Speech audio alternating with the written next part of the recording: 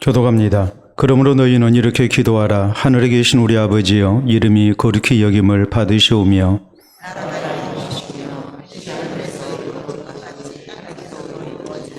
오늘 우리에게 일용할 양식을 주시옵고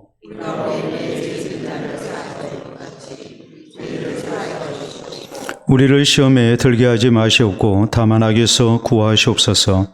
나라와 권세와 영광이 아버지께 영원히 이사옵나이다. 아멘.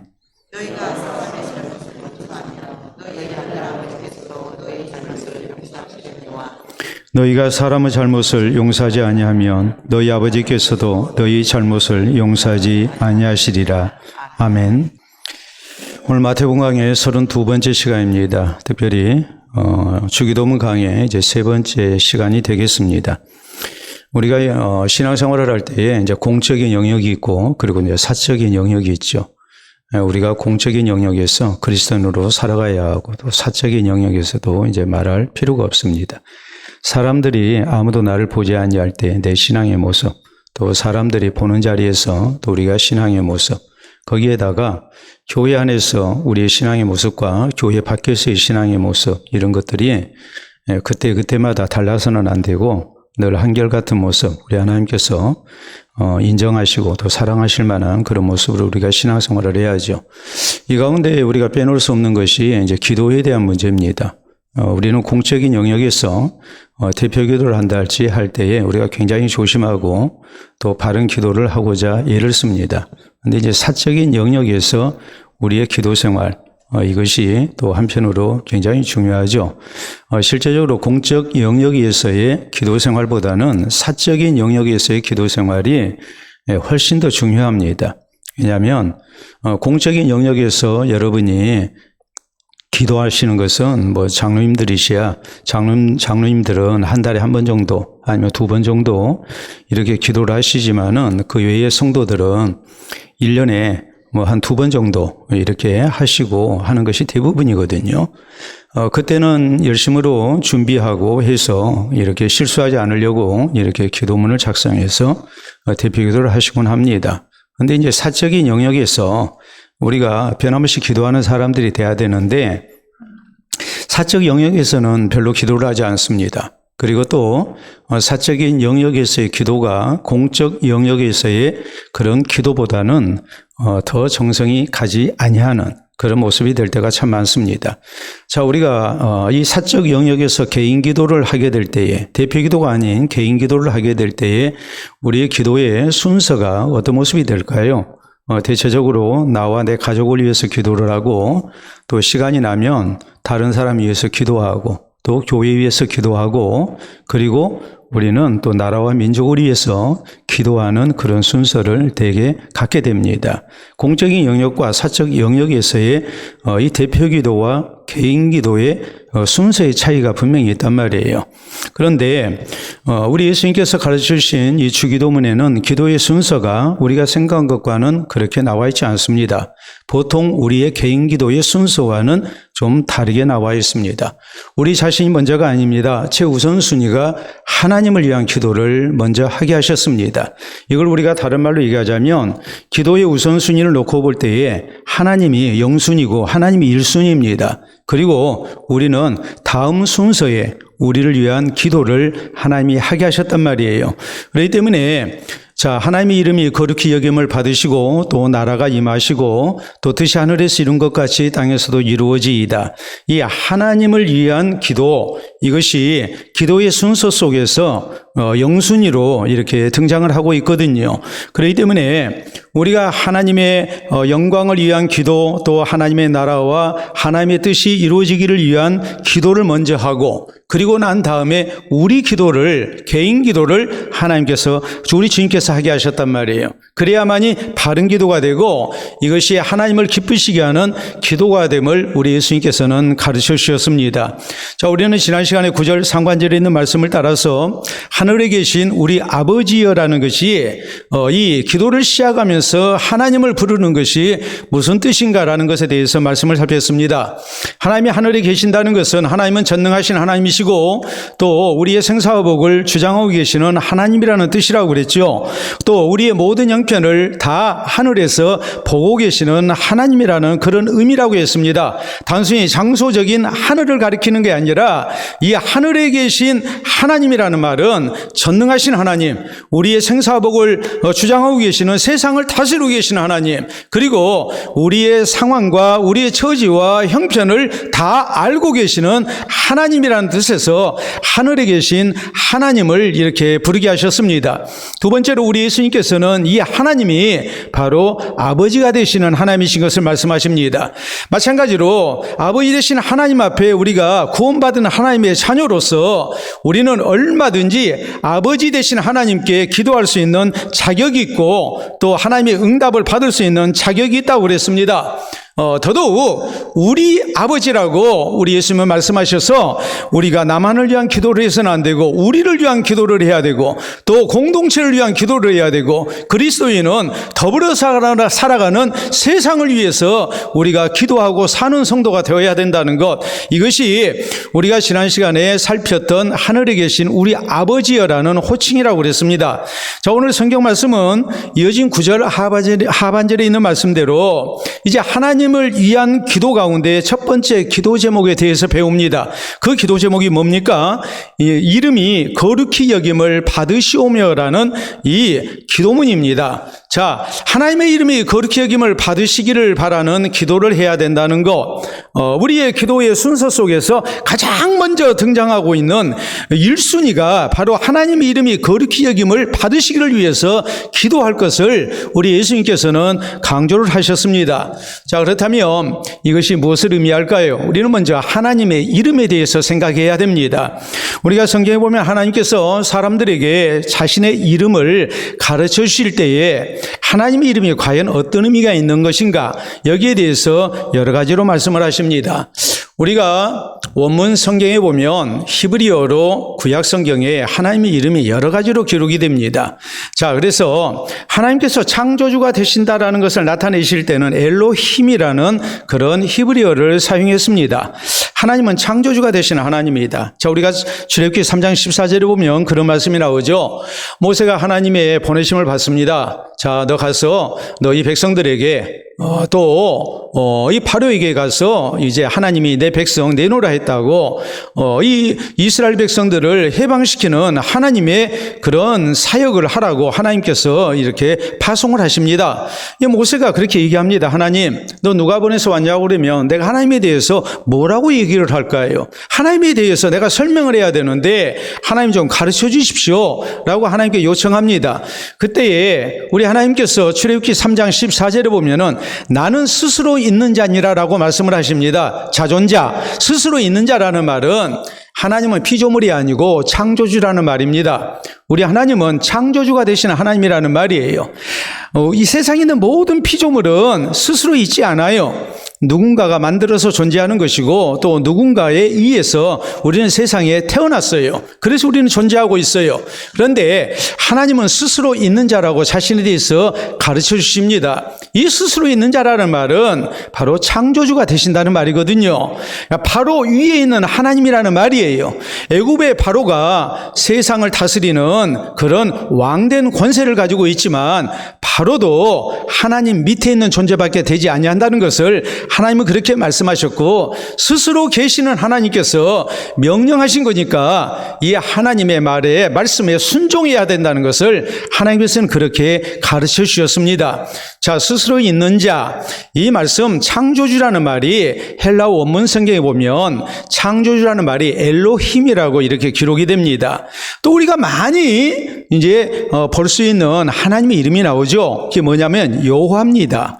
여호와라는 말은 전능하신 하나님이라는 말입니다. 또 언약의 하나님이라는 말입니다. 전능하셔서 우리 가운데 언약하신 것을 능히 이루실 수 있는 하나님, 이 하나님에 대해서 말씀하실 때 하나님은 자신의 이름을 여호와가 이르노라 이렇게 말씀을 하십니다. 또 그 외에 온 우주와 세상을 다스리시는 하나님을 말씀하실 때는 우리가 히브리어 성경에 보면 엘이라고 기록이 됩니다. 혹은 엘리온이라는 히브리어를 사용합니다.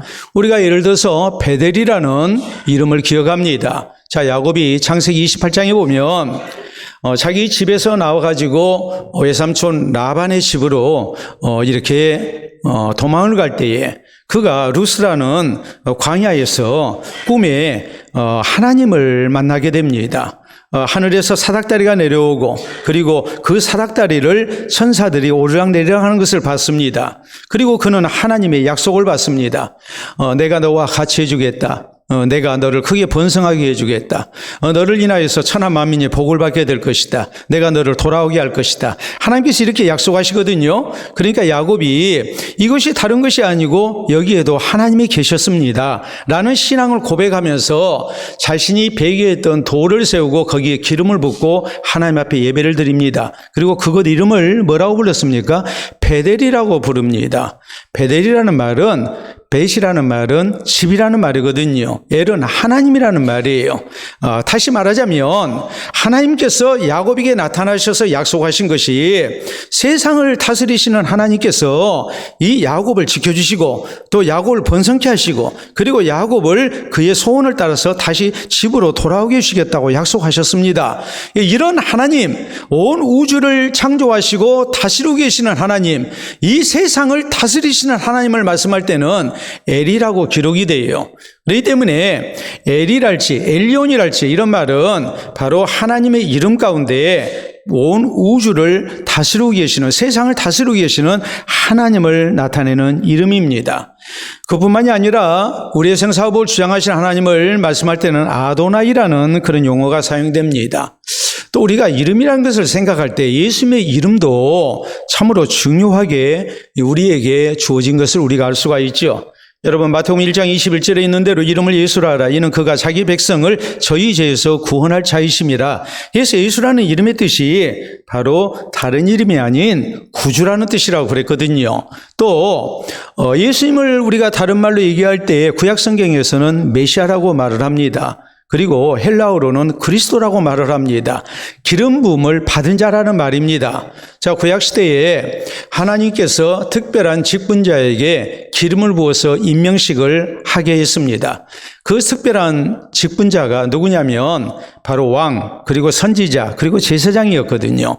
근데 예수 그리스도가 기름 부으심을 받은 그리스도로, 기름 부은 자로 오셨다는 말은 다른 게 아니에요. 우리 예수님은 하나님과 우리 사이에 제사장, 대제사장이 되신 분이고, 우리 예수님은 하나님의 뜻을 우리에게 가르쳐 주시는 선지자가 되시는 분이고, 우리 예수님은 구원받은 백성들을 다스리시는 왕 되신 하나님이라는 것을 말씀하고 있는 거예요. 이게 이제 구약에서는 메시아고 신약에서는 그리스도라는 이름이에요. 어디 그뿐이겠습니까? 또 예수님의 다른 이름에 대해서 성경은 마태복음 1장 23절에 보면 이제 다른 이름으로 뭐라고 그랬습니까? 임마누엘이라고 이렇게 성경은 소개합니다. 임마누엘이라는 뜻은 하나님이 우리와 함께 계시다는 뜻이거든요. 자, 요한복음 1장에서는 아버지를 본래 본 사람이 없는데, 하나님을 본 사람이 없는데 아버지 품속에 있는 독생하신 하나님이 나타내셨다. 그래서 독생하신 하나님, 외아들 예수 그리스도라는 의미보다는 독특한 방법으로 우리 가운데 오신 하나님, 우리가 하나님을 보면 죽으니까, 죄인된 우리가 거룩하신 하나님을 보면 죽으니까 하나님께서 우리가 하나님을 봐도 죽지 않도록 특별한 방법으로 우리 가운데 오셨습니다. 그분이 누구냐면 바로 예수님이세요. 그래서 죄인된 우리에게 구원의 길을 가르쳐 주신 거예요. 우리가 하나님을 바로 찾지를 못하니까, 우리가 하나님 앞에 바로 살지를 못하니까, 구원의 길을 알지 못하고 자꾸 우상이나 숭배하고 엉뚱한 짓 하니까 하나님께서 육신을 입고 우리 가운데 독특한 방법으로 성령의 잉태 속에 동정녀인 마리아를 통해서 육신 입고 우리 가운데 오셨습니다. 그러니까 이분이 바로 독생하신 하나님이에요. 독생자예요. 뿐만이 아니라 임마누엘 되신 하나님이에요. 하나님이 우리와 함께하고 계시는 거예요. 이렇게 하나님의 이름이라는 것은 굉장히 중요한 의미를 가지고 있어요. 여러분, 그렇기 때문에 하나님께서 이름을 통해서 자신을 나타내셨다는 거, 이걸 생각하면 그 이름이 얼마나 소중한가를 우리가 잊지 말아야죠. 여러분, 이스라엘 사람에게 있어서 이름은 그 사람의 인격을 의미합니다. 이름은 아무렇게나 지어주지 않습니다. 여러분의 이름을 생각해 보세요.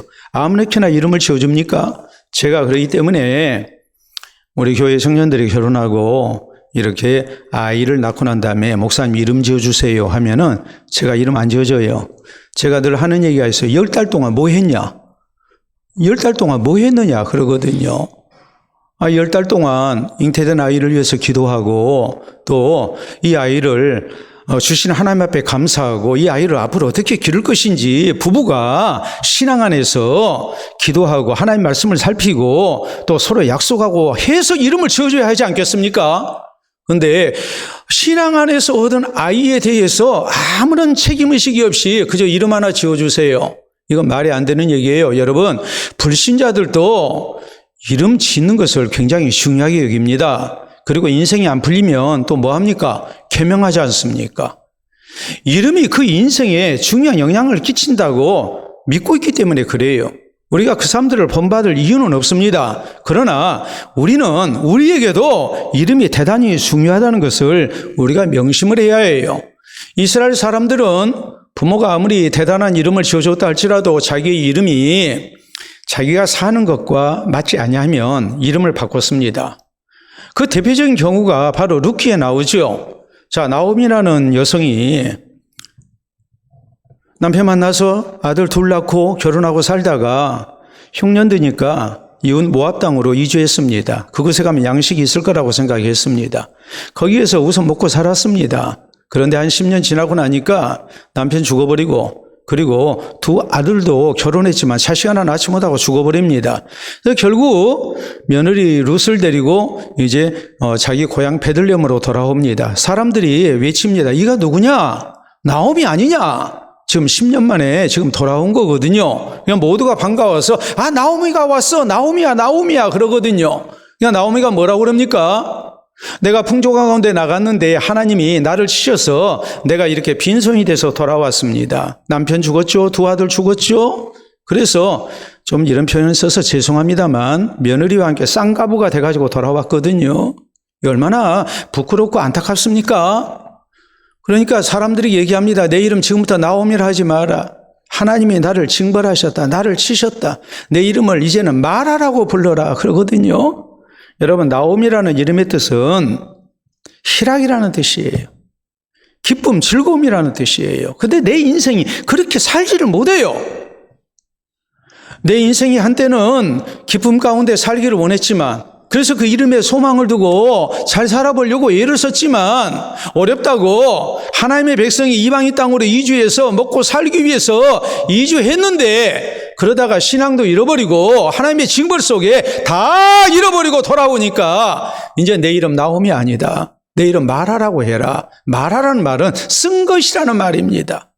내 인생이 실패한 인생, 고달픈 인생이 됐다는 말이에요. 이렇게 이름이 굉장히 중요해요. 어디 그뿐입니까? 우리 예수님께서 안드레를 제자 삼으시고 이 안드레가 자기 형 시몬을 데리고 옵니다. 여러분, 시몬이라는 이름의 뜻은 바로 이건 헬라식 이름이거든요. 구약식 이름은 히브리식 이름은 시므온이에요. 야곱의 아들 가운데 시몬이라는 아들, 둘째 아들이 있습니다. 여러분, 시몬이라는 이름의 뜻은 하나님이 들으심이라는 뜻입니다. 그런데 예수님께서 이 시몬을 보시고 너의 이름을 지금부터는 뭐라고 불러라? 게바라고 불러라. 베드로라고 불러라. 번역하면 이것은 반석이라는 뜻이라고 그랬어요. 네가 반석 같은 믿음의 사람이 될 것이다. 너의 아름다운 신앙 고백이 반석 같은 신앙 고백이 될 것이고 그래서 내가 이 신앙 고백 위에 내 교회를 세울 것이다. 우리 주님이 약속하시거든요. 그래서 베드로라는 이름으로 바꿔주십니다. 사도들도 그랬어요. 여러분, 사도들도 요셉이라는 예루살렘 교회의 신실한 지도자가 가난한 성도들 위해서 자기 소유의 밭을 팔아서 헌금해서 이들을 구제합니다. 그러니까 사도들이 이 요셉의 이름을 뭐라고 바꿔줍니까? 바나바라고 바꿔줍니다. 바나바라는 이름의 뜻은 위로의 아들이라는 말입니다. 얼마나 영광스러운 이름입니까? 이름이라는 것은 절대 함부로 짓지 않습니다. 함부로 부르지도 않습니다. 사람의 이름도 이렇게 중요해요. 사람의 이름도 이렇게 중요한데 우리가 함부로 우리가 이름을 불러서도 안 되고 우리가 그 이름을 가볍게 여겨서도 안 됩니다. 제가 늘 농담 삼아서 하는 얘기가 있습니다. 제 딸아이 이렇게 하나님이 허락해 주셨을 때 제가 성경을 읽고 기도하고 아내하고 둘이 상의하고 해가지고 이름을 지윤이라고 지었습니다. 지혜로울 지자에 그리고 또 진실로 윤자를 썼습니다. 하나님을 경외함으로 지식의 근본을 삼고 진실된 모습으로 살아라 해서 지윤이라고 지었어요. 근데 옆에 있는 사람들이 교인들이 자꾸 지운이라고 부르고 지은이라고 부르고 지훈이라고 이름을 지어줬는데 지훈이라고 얘기를 했는데 자꾸 엉뚱하게 부르는 거여서 제가 굉장히 기분이 안 좋았어요. 그래서 제가 한 소리를 해놨어요. 그랬더니 그 뒤부터는 지윤이라고 정확하게 불러요. 제가 뭐라고 한지 아세요? 우리 딸 이름을 지윤이라고 부르는지 다른 이름으로 부르는지 그것을 보면 그 사람의 인격과 교양과 신앙을 안다 그랬어요. 신앙을 담아서 지어준 이름인데 그 이름을 모르면 엉뚱하게 부르면 되겠습니까?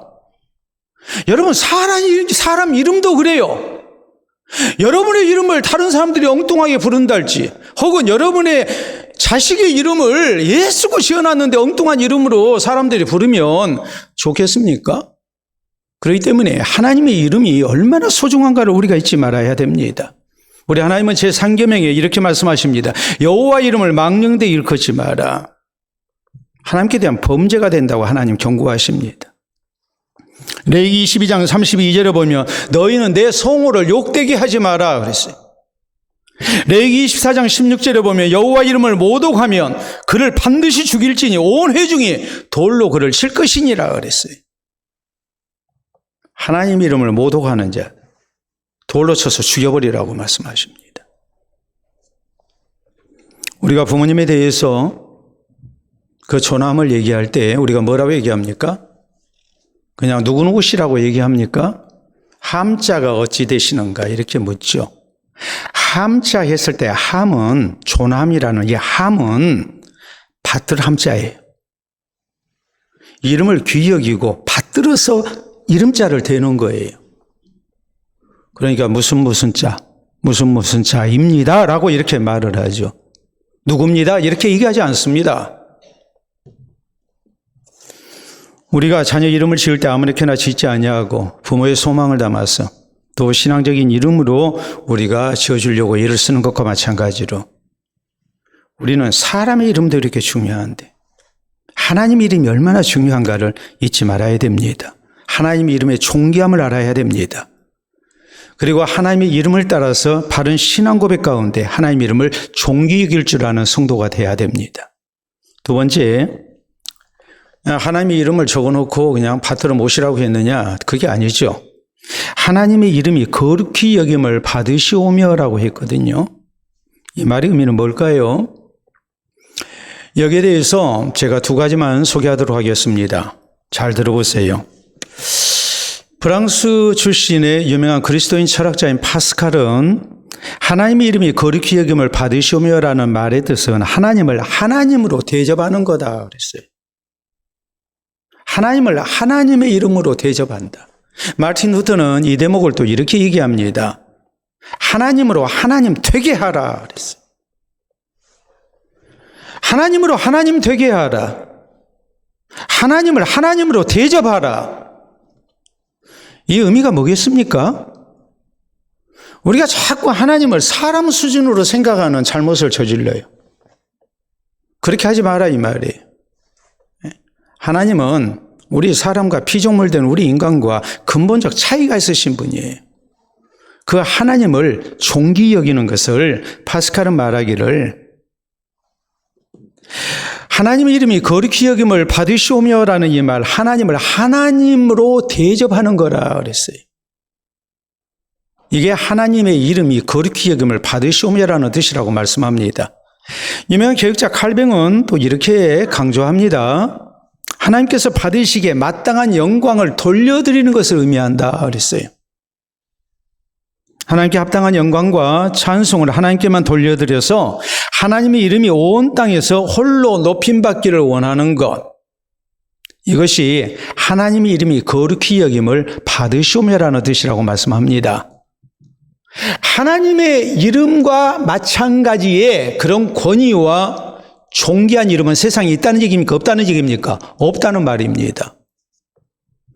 하나님의 이름이 최고의 영광을 받도록 하는 것, 최고로 존귀하게 여기는 것, 이것이 하나님의 이름이 거룩히 여김을 받으시오며라는 뜻이라고 이렇게 설명을 합니다. 여러분, 홈리와 비느하스가 하나님을 섬기는 것을 속된 말로 개떡같이 했습니다. 그러니까 하나님께서 사무엘상 2장 20절에 이렇게 말씀하십니다. 2장 30절에 이렇게 말씀하십니다. 나를 멸시하는 자를 내가 경멸히 여기고 나를 존중하는 자를 내가 존귀 여기리라.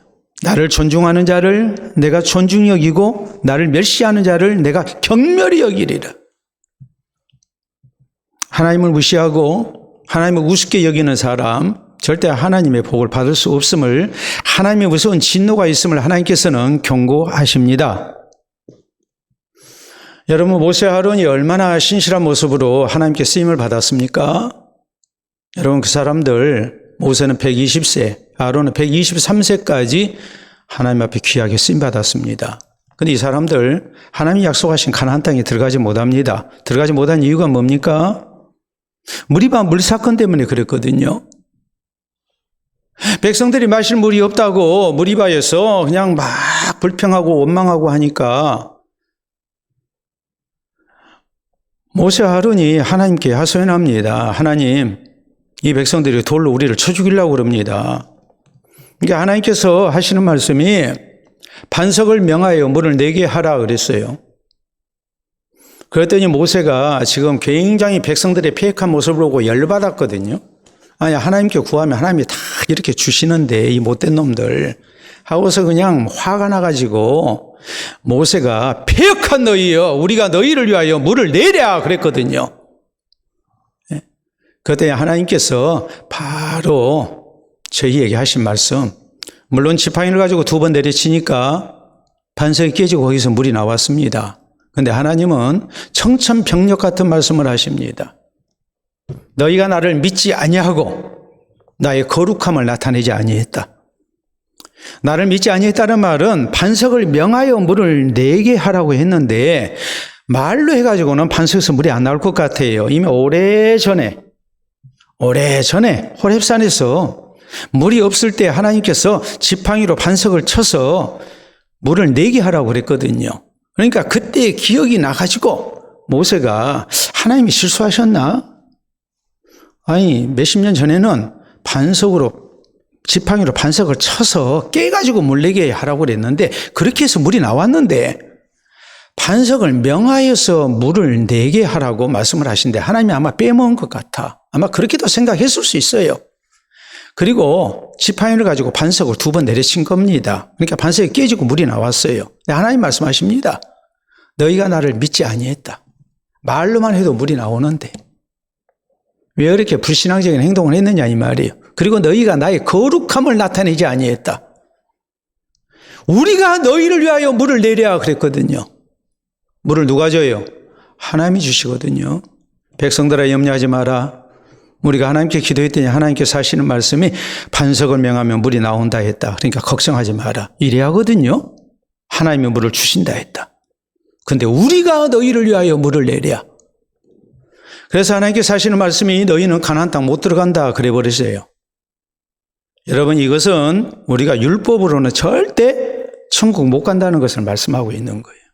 다 잘했는데 딱 한 가지 잘못했어요. 근데 그것 때문에 가나안 땅 못 들어갔어요. 율법의 의로는 우리가 의로운 사람 하나 없습니다. 여러분, 감옥 가는 사람이 대한민국 육법 전서에 나와 있는 모든 법조항을 어겼기 때문에, 아니면 한 3분의 1쯤 어겼기 때문에, 아니 10분의 1을 어겼기 때문에 그 사람들이 감옥 가는 거 아니에요. 많은 육법 전서의 법조항 가운데 하나만이라도 어기면 범법자가 되는 거예요. 율법 가운데 우리가 하나만이라도 어기면 하나님 앞에 죄인 되는 거예요. 의인 못 돼요. 율법의 의로는 우리가 구원받을 사람 하나 없어요. 모세와 아론을 통해서 하나님께서 분명하게 경고를 하고 계시는 거예요. 하나님의 이름을 거룩히 여기지 않는다는 것, 이것이 얼마나 잘못된 것인가를 알 수 있죠. 다윗은 어떠했습니까? 골리앗이 이스라엘의 하나님을 회방합니다. 모욕합니다. 그걸 보고 의분이 일어나서 참지 못합니다. 그가 뛰쳐나가죠. 그리고 골리앗을 향해서 외칩니다. 너는 칼과 창과 단창으로 내게 나아오거니와 나는 네가 모욕하는 만군의 여호와의 이름 곧 이스라엘 군대의 하나님의 이름으로 내게 나아가노라 라고 외칩니다. 여러분, 할례 받지 아니한 자가 하나님의 이름을 모욕하니까 거기에 분노해가지고 나가서 하나님 의지하고 싸웁니다. 그래서 골리앗을 쳐 죽이고 이스라엘을 구원합니다. 베드로와 요한은 어떠했습니까? 성전 미문에 항상 놓여 있었던 나면서부터 걷지 못한 장애인을 예수 그리스도의 이름으로 일으켜 세웁니다. 사람들이 몰려옵니다. 그럴 때 이 두 사람이 외쳤던 말은 이스라엘 사람들아, 우리 개인의 경건과 권능으로 이 사람을 일으킨 것처럼 왜 우리를 주목하느냐? 우리가 한 거 아니다. 너희가 십자가에 못 박아 죽인 예수 그리스도의 이름으로 하나님께서 이 사람을 일으켰느니라라고 이렇게 하나님께 영광을 돌려드리죠. 이게 하나님의 이름이 거룩히 여김을 받으시오매라는 말이에요. 고린도전서 10장 31절은 우리에게 말씀하시기를 그런즉 너희는 먹든지 마시든지 무슨 일을 하든지 다 하나님의 영광을 위하여 하라라고 우리에게 말씀하십니다. 하나님의 영광을 위한 것, 하나님의 이름이 거룩히 여김을 받게 하는 것, 이것이 동일한 뜻이라는 것을 기억해야 합니다. 여러분, 기업에서는 천문학적인 비용을 들여서 기업을 홍보합니다. 기업을 운영하는 데 있어서 아주 중요한 것은 좋은 제품을 만드는 것도 있지만은 굉장히 중요한 것은 브랜드 가치예요. 그 브랜드 가치를 지키기 위해서 혹시라도 불량품이 나온다 할지 혹은 고객에 대한 서비스가 잘못됐을 때 거기에 대해서 속히 조치를 취하고 그리고 브랜드 가치가 떨어지지 않도록 노력합니다. 브랜드가 뭡니까? 이름이죠. 우리가 세상을 살면서 하나님의 이름이 존귀하다는 것을 알면 우리는 하나님의 이름에 합당한 영광을 돌려드리려 힘써야 해요. 하나님의 영광을 우리가 도둑질하는 사람이 돼서는 안 돼요. 하나님의 이름이 얼마나 존귀한지, 하나님이 얼마나 거룩하시고 영광스러운 분이신지 이 하나님 앞에 우리가 참으로 경건한 모습으로 하나님을 찾고 하나님의 이름을 부르며 또 하나님을 증거하는 그런 성도가 되어야 됩니다. 이것이 하나님의 이름이 거룩히 여김을 받으시오며라는 뜻인 것을 잊지 마시기를 바랍니다. 자, 세 번째, 우리가 명심해야 될 것이, 그러면 우리가 하나님의 이름을 거룩히 여김을 받으시도록 우리가 늘 하나님을 찬양하고 또 하나님 앞에 우리가 경건한 모습을 갖고 또 어떤 경우 먹든지 마시든지 무슨 일을 하든지 다 하나님의 영광을 위하여 하라고 했으니까 머리가 될지언정 꼬리가 되지 아니하는 모습으로 우리가 세상에서 잘난 모습으로 살아가지고 하나님의 이름을 높여야 되겠다. 맞습니다. 그렇게도 해야죠. 근데 그것보다도 더 근본적이고 중요한 것이 있어요. 세상에서 머리가 돼가지고 하나님의 영광을 드러내는 것은 일부만이 할 수 있는 일이에요. 그런데 구원 얻은 하나님의 백성이 다 같이 하나님의 이름이 거룩히 여김을 받으시게 할 수 있는 방법이 있어요. 그게 뭐냐면 우리가 거룩한 백성으로 사는 거예요. 그게 하나님 이름이 거룩히 여김을 받게 하는 가장 중요한 요소예요. 우리가 이 기도를 할 때에 우리가 가져야 할 마음의 다짐이 뭐겠습니까? 나의 모든 언행을 통해서 나의 삶을 통해서 하나님의 이름이 거룩히 여김을 받도록 하겠습니다라는 다짐이 가치 있는 기도가 돼야 되거든요. 성가대가 하나님을 찬양하니까 하나님 이름이 거룩히 여김을 받으시오며 대표 기도하신 분이 하나님 이름을 거룩히 여기면서 기도하니까 내가 아멘 해가지고 하나님 이름을 거룩히 했다. 그런 의미에서 우리가 소극적 의미로 하나님 이름을 거룩히 여기는 성도가 돼서는 안 된다는 말입니다. 우리에게 필요한 것은 이 기도를 할 때 우리의 마음다짐은 하나님, 내 언행심사 모든 것을 통해서 하나님 이름이 거룩히 여김을 받도록 하겠습니다. 혹시라도 나의 잘못된 언행 때문에 하나님 이름이 더럽힘을 받지 않도록 하겠습니다라는 그런 각오가 우리 가운데 있어야 해요. 이것이 하나님 이름이 거룩히 여김을 받으시오며라는 기도 속에 포함되어야 할 진실된 우리의 소원이 돼야 돼요. 성도가 하나님 이름이 거룩히 여김을 받게 하는데 가장 기본적이고 중요한 것, 그건 거룩한 백성 되는 겁니다. 레위기 19장 2절에 우리 하나님께서 이스라엘 백성들 애굽에서 구원해 내시고 하시는 말씀이 그겁니다. 내가 거룩하니 너희도 뭐하라? 거룩하라 그랬어요. 거룩이라는 의미는 구별된다라는 말이거든요. 구별되는 하나님의 백성답게 살아라 이 말이에요. 에스겔서 36장 21절 이하에 보면은 이스라엘에 대해서 하나님께서 징벌하시고 심판하신 이유에 대해서 말씀하십니다. 거기에 대해서 하나님이 이렇게 말씀하십니다. 하나님의 이름이 더럽힘을 받지 않게 하기 위해서 내가 너희들을 징벌했다. 나라가 망하게 하고 이방 땅에 포로로 끌려오게 했다. 하나님 그렇게 말씀하시거든요. 무슨 뜻이겠어요? 이스라엘 백성들이 하나님만 섬기는 게 아니라 우상을 숭배했습니다. 하나님 의지하는 게 아니라 군대 의지하고 강대국 의지했습니다. 또 이스라엘 백성들이 하나님의 공의를 시행하는 것이 아니라 불의한 모습으로 부정부패가 만연된 가운데 살았습니다. 만약 이런 백성들을 하나님이 그대로 놔두시면 하나님이 살아계신 하나님이십니까? 하나님의 이름뿐인 죽은 하나님이십니까? 하나님은 죽어있는 하나님이거든요. 우리의 삶과 아무 상관없는 하나님이에요. 여러분 자식이 잘못하는데 부모로서 훈계도 하지 않고 잘못된 것을 바로 잡아주지도 않고 혼내지도 않고 그렇게 놔두면 부모로서의 책임을 유기하고 있는 거예요. 자식에 대해서 무책임한 거예요. 하나님도 마찬가지예요. 하나님의 백성들이 우상을 숭배합니다. 그러면 하나님은 마땅히 뭐 하셔야 합니까? 진노하셔야 합니다. 징벌하셔야 합니다. 전능하신 하나님을 의지한 것이 아니라 저희가 강대국을 의지합니다. 하나님이 징벌하셔야죠. 이 백성들이 하나님의 공의를 따라서 사는 것이 아니라 불의함 속에서 삽니다. 하나님의 심판을 두려워하지 않습니다. 그러면 하나님이 뭐 하셔야 합니까? 하나님이 징벌하셔야 합니다. 그러므로서 하나님의 백성으로 하여금 정말 하나님이 살아계시는구나. 우리가 하나님을 바로 섬겨야 되겠구나 생각하지 않겠습니까? 이방인들이 뭐라고 얘기하겠습니까? 이스라엘의 하나님이 저희가 하나님을 잘못 섬기니까 하나님이 징벌하신 거다. 이스라엘의 하나님은 정말 살아계신 하나님이다. 위대하신 하나님이다. 그렇게 인정하지 않겠습니까? 그래서 하나님은 말씀하십니다. 내 이름이 더럽힘을 받지 않도록 내가 너희들을 심판하고 징벌한 것이다 라고 말씀하십니다. 우리 예수님은 우리에게 세상의 소금이고 세상의 빛이라고 말씀하시고 착한 행실을 통하여 하늘에 계신 너희 아버지께 영광을 돌리라고 말씀하셨습니다. 초대예루살렘 교회의 성도들의 모습 그리고 안디옥 교회의 성도들이 그리스도인이라는 별명을 얻게 된 것, 이런 모든 것들, 그것은 저희가 하나님의 말씀을 따라서 신실한 그리스도인으로 살았기 때문에 세상 가운데서 인정을 받은 거예요. 그래서 하나님께 영광을 돌리게 된 거예요.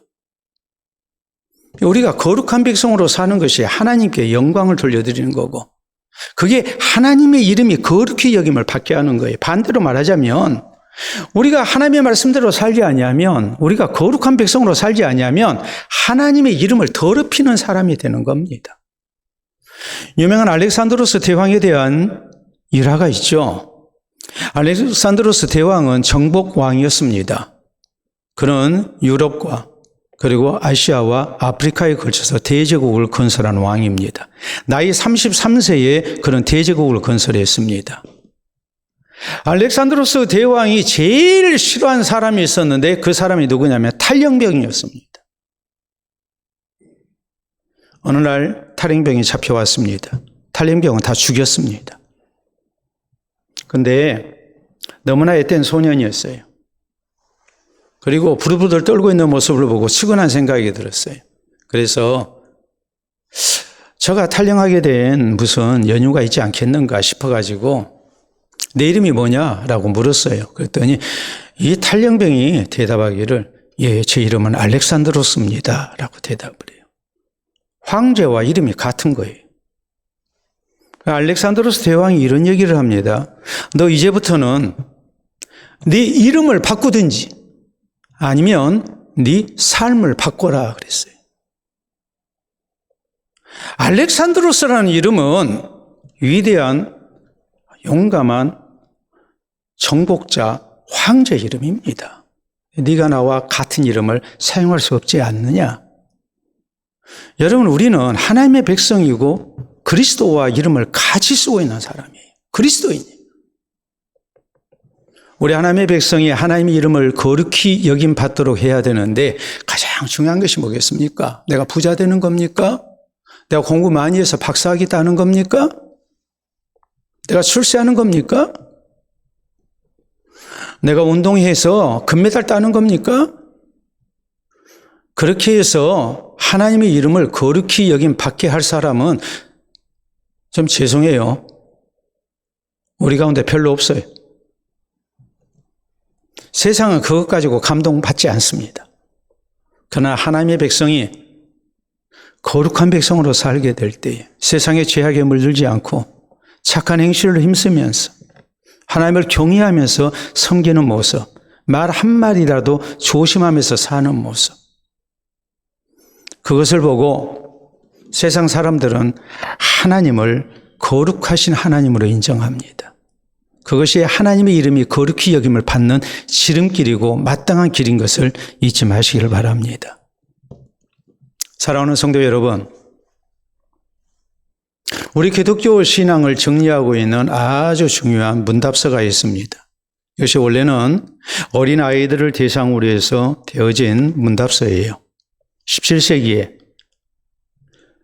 웨스트민스터 회의에서 이제 만들어진 우리 장로교 신앙의 아주 중요한 교리를 담고 있는 문답서입니다.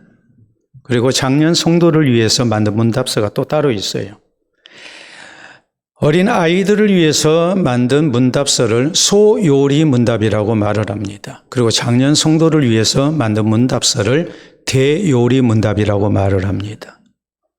이렇게 설명을 해드렸는데 요리 문답이 뭡니까? 그러면은 맛있는 요리 레시피를 담고 있는 거라고 그렇게 오해하지 마세요. 예? 성경 공부 다 했어요.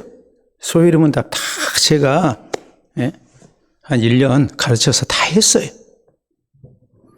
다 했는데 소요리 문답 제101문 101문은 주기도문을 통해서 주님이 가르치신 기도가 무엇을 의미하는지 아주 정확하게 요약을 해놨어요.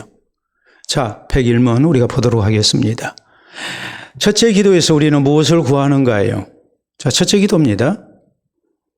이름이 거룩히 여김을 받으시오며, 주기도문의 첫 기도는 이름을 거룩하게 하옵소서라는 것인데 이것은 하나님께서 자기를 나타내시는 모든 일에 우리와 다른 이로 하여금 능히 하나님을 영화롭게 하고 또 모든 것을 하나님의 영광에 이룰 수 있도록 처리해 주시기를 간구하는 것입니다 라고 했어요. 분명히 기억하세요. 하나님 이름이 얼마나 거룩한 이름인지, 얼마나 존귀한 이름인지, 우리의 생사복을 주장하신 하나님께서 우리와 다른 이로 하여금 우리의 모든 삶 가운데서 하나님 이름이 거룩히 여김을 받도록, 하나님이 영광을 받으시도록 우리에게 되어지는 모든 일을 그렇게 처리해 주기를 원합니다라는 기도가 바로 이름이 거룩히 여김을 받으시오며라는 이 기도문인 것을 잊지 마시기를 바랍니다. 내 이름이 거룩히 여김을 받고 내가 영광받기 위한 기도가 아닙니다. 가장 먼저 우리 하나님은 하나님의 이름이 거룩히 여김을 받게 해달라고 이것을 기도하게 하셨습니다. 하나님의 이름이 얼마나 존귀한 이름인지 다시 한번 생각하십시오. 그리고 하나님의 이름이 거룩히 여김을 받도록 우리가 혹시라도 하나님의 이름이 더럽힘을 받지 않도록 우리가 하나님께 합당한 영광을 돌려드리고 하나님을 찬송하고 또 우리의 일거수일투족 우리의 모든 언행심사를 바로 해서 우리가 거룩한 백성으로 살게 될 때에 하나님의 이름이 거룩히 여김을 받을 수 있다는 거 기억하시고 우리가 기도뿐만이 아니라 우리 입술만이 아니라 우리의 모든 삶을 통해서 하나님의 이름을 거룩히 여겨나가는 거룩히 여김을 받게 하는 우리 모두가 될 수 있기를 바랍니다. 우리 함께 기도합니다. 오늘 주신 말씀 생각하면서 나는 하나님의 이름을 거룩히 여기고 있는 백성인지 나를 통해서 하나님 이름이 거룩히 여김을 받도록 늘 신앙생활에 조심하며 살고 있는지 다시 한번 돌아보며 주를 향한 귀한 다짐의 기도가 있기를 바랍니다.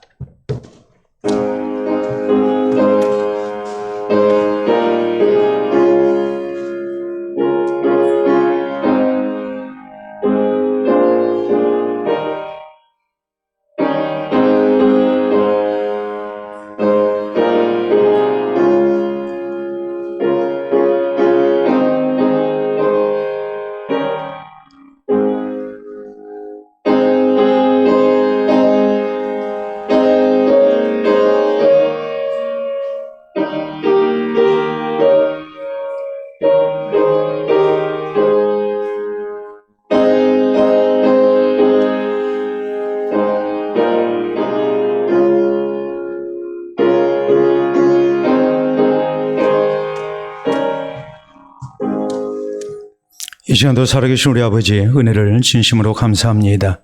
오늘 주기도문을 통하여 이름이 거룩히 여김을 받으시오며가 무슨 뜻인지 우리가 다시 한번 살피게 하심을 참으로 감사합니다.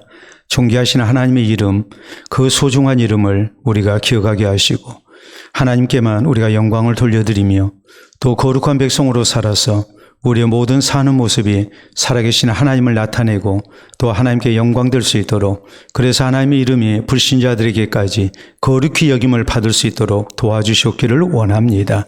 앞으로 우리의 모든 삶 속에 하나님의 이름이 거룩히 여김을 받기를 원합니다.